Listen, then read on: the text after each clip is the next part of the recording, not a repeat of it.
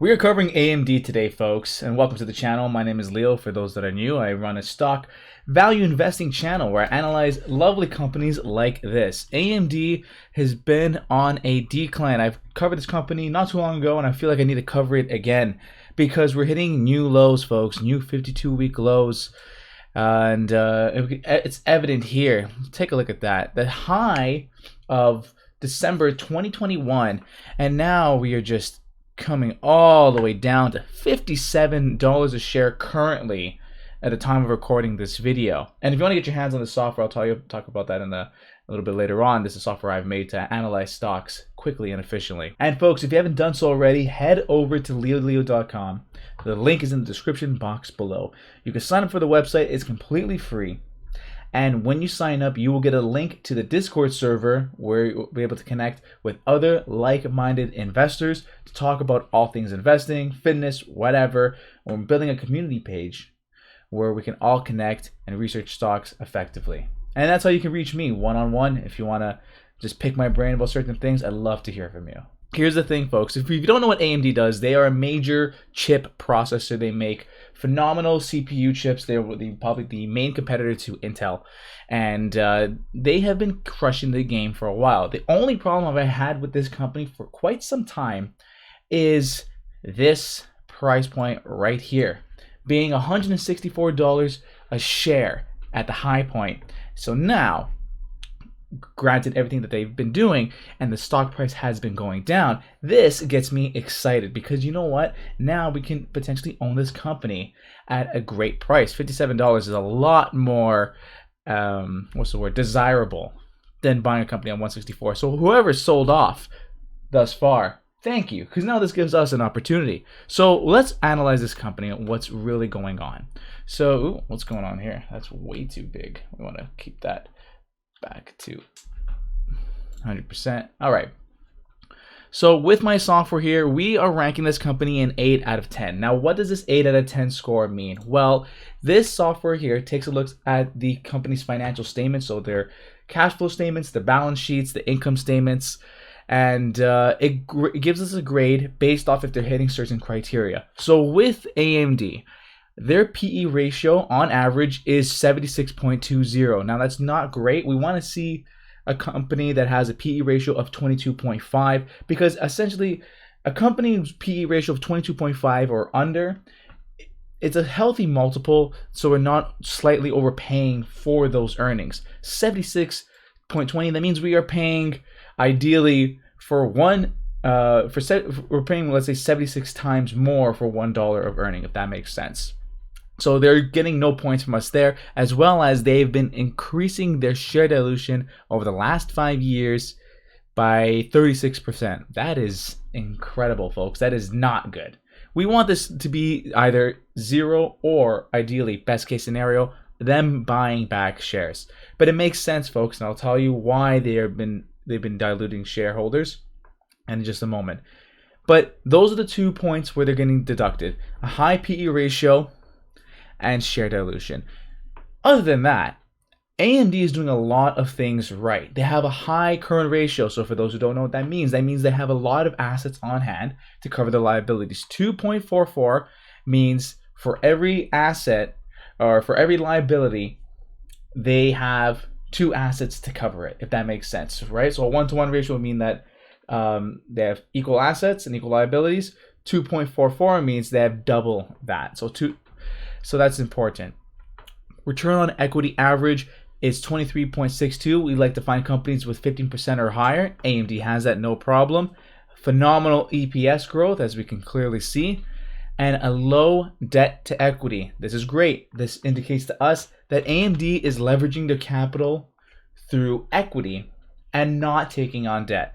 Now, the only issue with that is, and it's why it's in conjunction with their share dilution, is that they have been diluting shareholders to raise that equity.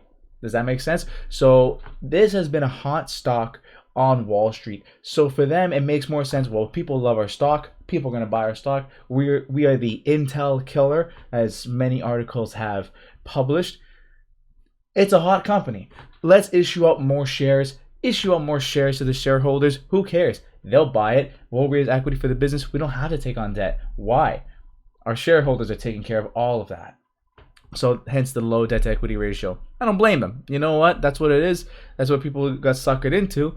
And it works out better for the company, but not great for those holding those shares, right?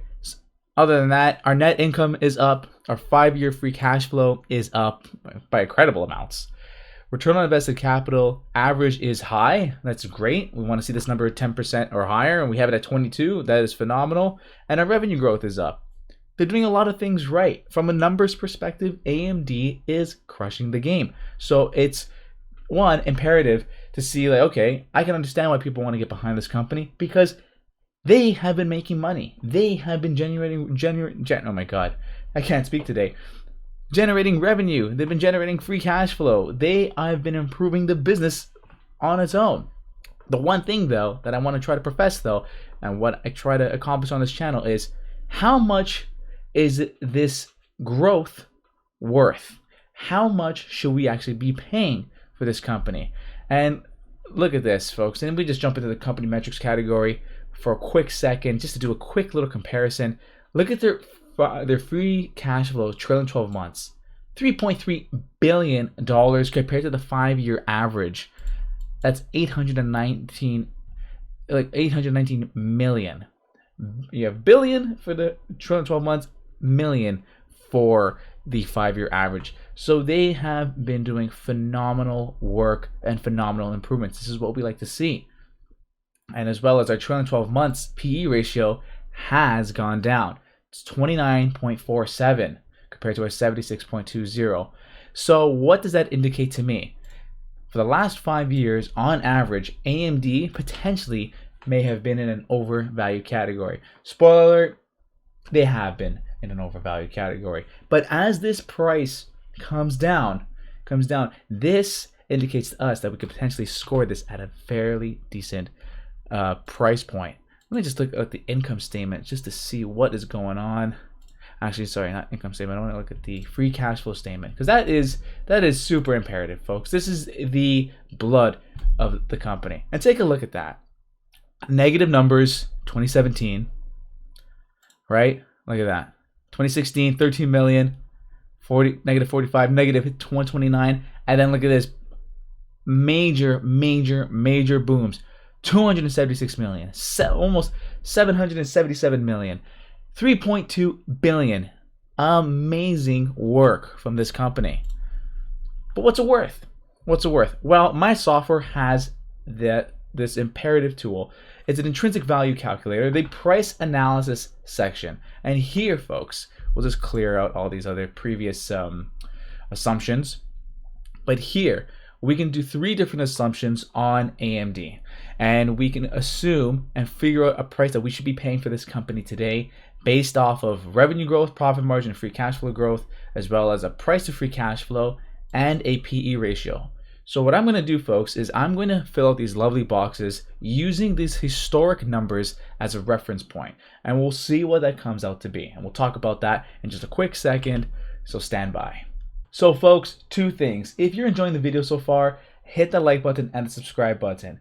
As well as, if you want to get your hands on the software that I'm using to research this lovely company, head over to leodelio.com. It's a 7-day free trial, and there's a lot of different research tools on here to help make your investing process easier. And this price analysis section is probably one of the most important ones. We have put in our assumptions, and if you're new to the channel, I like to try to stay as conservative as possible to give myself the most margin of safety.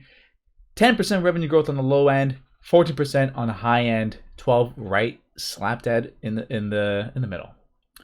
Now, why am I using such low numbers? Well, I'm trying to hover around the 10-year number here that I've been presented with. I could go, let's say, in between the 10-year and the 5-year number, because we've seen more aggressive growth lately. But for me, if I give myself some sort of conservative metric and it turns out to be in my favor, then I know if they beat these numbers, then I know I'm getting myself a really good deal. Profit margin, same thing. I keep myself in the 5-year numbers, so I give myself a little bit of a haircut. Even though I'm seeing 10.88%, I'm done 9, 9.5, and 10. And free cash flow margin, same thing. I see 7.42 here, 0.45 here on the low end. To me, that doesn't make sense to go that low, and to me, it doesn't make that sense to go that high on the 1 year. I could, but I'm gonna go with the 5-year average. So I'm done 6, 6.5, and 7. Price to free cash flow and PE ratio, I'm grabbing numbers that are beneath 20. As I said, with the PE ratio, we want to stay below 22.5.